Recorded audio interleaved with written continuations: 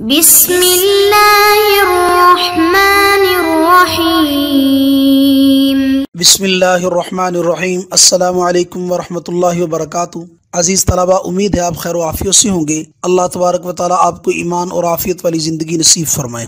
تو عزیز طلبہ، آج ہم سبق نمبر 36 کو پڑھنے جا رہے ہیں، جس کا عنوان ہے مائع مستعمل کے احکام یا مائع مستعمل کا بیان۔ اس سے پہلے کہ ہم مائع مستعمل کا بیان شروع کریں، ہم آتے ہیں مصنف رحمۃ اللہ علیہ کی عبارت کی طرف۔ عبارت کچھ یوں ہے: بل ماء المستعمل لقربت او رفع حدث اذا استقر فی مکان طاہر لا مطہر۔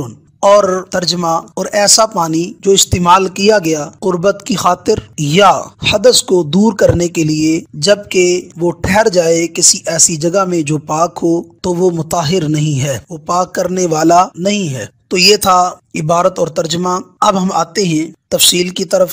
آج کے سبق میں ہم پڑھیں گے عند الاحناف مائع مستعمل کی تعریف، نمبر 2 مائع مستعمل کا حکم، نمبر 3 مائع مستعمل جو رفع حدث کے ازالہ کے طور پر استعمال کیا گیا اس کا حکم، نمبر 4 مائع مستعمل جو بنیت قربت استعمال کیا گیا اس کا حکم، نمبر 5 مائع مستعمل کا حکم، آیا کہ مائع مستعمل طاہر ہے یا طاہر ہے مطہر نہیں، یا طاہر اور مطہر دونوں وصفوں کا حامل ہے، یا طاہر و مطہر دونوں وصفوں کا حامل نہیں۔ تو تفصیل اس کی کچھ یوں ہے۔ نمبر 1 مائع مستعمل کی تعریف۔ شیخین کے نزدیک مائع مستعمل وہ ہے جو رفع حدث کے لیے یا بنیت قربت استعمال ہوا ہو، اس کو مائع مستعمل کہتے ہیں، جبکہ امام محمد رحمہ اللہ کے نزدیک مائع مستعمل صرف وہ ہے جو بنیت قربت استعمال کیا گیا ہو، جو ثواب کی نیت سے استعمال کیا گیا ہو، صرف وہ مائع مستعمل ہے۔ جو رفع حدث کے طور پر استعمال کیا جائے وہ مائع مستعمل نہیں ہے۔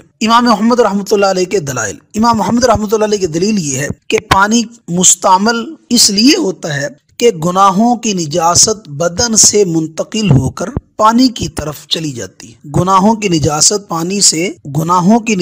بدن سے نکل کر پانی کی طرف منتقل ہو جاتی ہے، اور گناہوں کی نجاست بدن سے صرف بنیت قربت زائل ہوتی ہے۔ لہٰذا ہر وہ پانی جو قربت کی نیت سے استعمال کیا گیا وہ تو مائع مستعمل کہلائے گا، جو قربت کی نیت سے استعمال نہ ہوا وہ مائع مستعمل بھی نہ کہلائے گا۔ شیخین کی دلیل یہ ہے، شیخین فرماتی کہ جیسے بنیت قربت پانی کا استعمال کرنا اس کو مائع مستعمل کا نام دیتا ہے، وہ مائع مستعمل بن جاتا ہے، اسی طرح پانی جب قربت کی نیت سے استعمال کیا جائے تب بھی وہ پانی مستعمل کہلائے گا، لہذا اسے مائع مستعمل کہیں گے اور مائع مستعمل والا حکم اس پر لاگو ہوگا۔ بہرحال جو شیخین کا قول ہے وہ راجح ہے، اس مسئلہ کے اندر شیخین کا قول راجح ہے۔ پانی کا مستعمل ہوتا ہے۔ امام ابو حنیفہ رحمہ اللہ تعالیٰ فرماتے ہیں کہ جو ہی پانی عضو سے زائل ہوا تو مستعمل ہو گیا، یعنی جو ہی عضو سے ڈھلکنے کے ساتھ ہی پانی مستعمل ہو گیا، کیونکہ انفصال سے پہلے ضرورت کی وجہ سے اس پانی کو مستعمل نہیں کہیں گے، اور انفصال کے بعد ضرورت باقی نہ رہی، لہٰذا اس پانی کو مائع مستعمل کہیں گے۔ جبکہ صاحبین فرماتے ہیں کہ جب پانی عضو سے الگ ہو کر کسی جگہ ٹھہر جائے تو اب اسے مائع مستعمل کہا جائے گا۔ مصنف رحمۃ اللہ علیہ نے بنا بر ضرورت اسی قول کو، یعنی صاحبین کے قول کو اختیار کیا، اسی لیے مصنف رحمۃ اللہ نے فرمایا اذا استقر فی مکان طاہر۔ فائدہ: صحیح اور مفتہ بھی قول یہ ہے کہ متوضی کے عضو سے پانی الگ ہوا تو وہ مستعمل ہو گیا۔ صحیح قول اور مفتہ بھی قول کیا ہے کہ جب پانی متوضی کے عضو سے الگ ہوا تو وہ مستعمل ہو گیا۔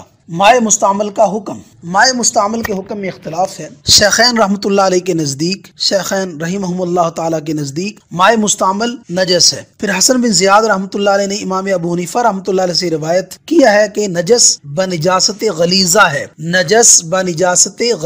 اور امام یوسف رحمۃ اللہ نے روایت کیا ہے کہ نجس بنجاست خفیفہ ہے۔ تو امام حنیفہ رحمۃ اللہ علیہ سے دو روایتیں ہوئی، ایک نجس ب نجاست غلیظہ اور دوسری روایت نجس ب نجاست خفیفہ، کیونکہ اس پانی سے نجاست حکمیہ کو دور کیا گیا ہے تو اس کو اس پانی پر قیاس کرتے ہوئے جس سے نجاست حقیقیہ کو دور کیا جائے تو حکم دیا جائے گا اس کو نجاست ب نجاست غلیظہ کا، اور دوسری روایت کے مطابق نجاست ب نجاست خفیفہ کا حکم اس لیے ہے کہ وہ نجاست حکمیہ ہے، نجاست حقیقیہ نہیں ہے، لہذا اس وجہ سے اس پانی کو نجاست ب نجاست خفیفہ کہا جائے گا۔ جبکہ امام محمد رحمۃ اللہ علیہ کے نزدیک مائع مستعمل سرکہ کی طرح پاک ہے، البتہ پاک کرنے والا نہیں ہے، یعنی طاہر تو ہے لیکن مطہر نہیں ہے، کیونکہ اتصال طاہر بطاہر موجب نجاست نہیں، اتصال طاہر بطاہر موجب نجاست نہیں، البتہ اس سے قربت حاصل کرنے کی وجہ سے اس کا وصف طہوریت متغیر ہو گیا، البتہ اس سے قربت حاصل کرنے کی وجہ سے اس کا جو وصف طہوریت تھا وہ متغیر ہو گیا، یعنی پہلے طاہر بھی تھا اور مطہر بھی تھا، اب اس کا وہ وصف طہوریت متغیر ہوا، لہٰذا اب وہ طاہر تو ہے لیکن اب مطہر ہونے کی صلاحیت اس میں باقی نہیں رہی۔ فائدہ، مصنف رحمۃ اللہ علیہ نے اس کو اختیار کیا ہے کہ مستعمل پانی پاک ہے، پاک کرنے والا نہیں، اور یہی ظاہر الروایہ ہے اور اسی پر فتویٰ ہے۔ اگر کسی چھوٹے بچے نے کسی برتن میں ہاتھ ڈالا تو اگر یہ معلوم ہو کہ اس کا ہاتھ پاک ہے تو اس پانی سے وضو کرنا جائز ہے، اور اگر یہ معلوم ہوا کہ اس کے ہاتھ پر نجاست لگی تھی تو اس پانی سے وضو کرنا جائز نہیں، اور اگر طہارت میں شک ہو تو احتیاطاً اس سے بھی وضو نہ کرنا ہی اولا ہے، اگر طہارت میں شک ہو تو احتیاطاً وضو نہ کرنا اولا ہے۔ یہ صورت تھی مائع مستعمل کی، ایسے مائع مستعمل کی کہ بچے نے جس میں ہاتھ ڈالا اور اس کو مائع مستعمل بنا دیا، تو آیا کہ اب اس سے وضو کرنا جائز ہے یا نہیں؟ تو فقہاء نے فرمایا کہ اگر تو اس کا ہاتھ پاک تھا تو وضو کرنا جائز ہے، یہ مائع مستعمل نہیں ہوا، اور اگر اس کے ہاتھ پر نجاست لگی ہوئی تھی تو اس سے وضو کرنا جائز نہیں، لیکن اگر طہارت کے بارے میں شک ہو تو احتیاطاً وضو نہ کرنا اولا اور افضل ہے۔ لیکن اگر پھر بھی کسی نے اس پانی سے وضو کر لیا تو جائز ہے، اس کا وضو ہو جائے گا، کیونکہ شک سے پانی نجس نہیں ہوتا، شک یقین کو زائل نہیں کرتا، لیکن مستحب یہ ہے کہ پاک پانی سے وضو کر لے کیونکہ مذکورہ پانی میں نجاست کا احتمال موجود ہے۔ تو عزیز طلبہ، یہ تھا ہمارا آج کا سبق جس کے اندر ہم نے پڑھا مائع مستعمل کی تعریف، مائع مستعمل کا حکم، مائع مستعمل جو رفع حدث کے ازالہ کے طور پر استعمال کیا جائے اس کا حکم، مائع مستعمل جو بنیت قربت استعمال کیا جائے اس کا حکم، مائع مستعمل کا حکم بئی طور کہ وہ طاہر ہے یا طاہر ہے مطہر نہیں، یا طاہر و مطہر دونوں نہیں، یا طاہر و مطہر دونوں ہے۔ ہم نے اس کی تفصیل کو پڑھا۔ تو عزیز طلبہ، اللہ تبارک و تعالی ہمیں تفقہ فی الدین نصیب فرمائے، اللہ تبارک و تعالی دین کے مطابق عمل کرنے کی توفیق نصیب فرمائے، اللہ تبارک و تعالی دین کی اشاعت کی توفیق نصیب فرمائے، اور ہم سب کو عمل کی توفیق نصیب فرمائے۔ وآخر دعوانا ان الحمد للہ رب العالمین۔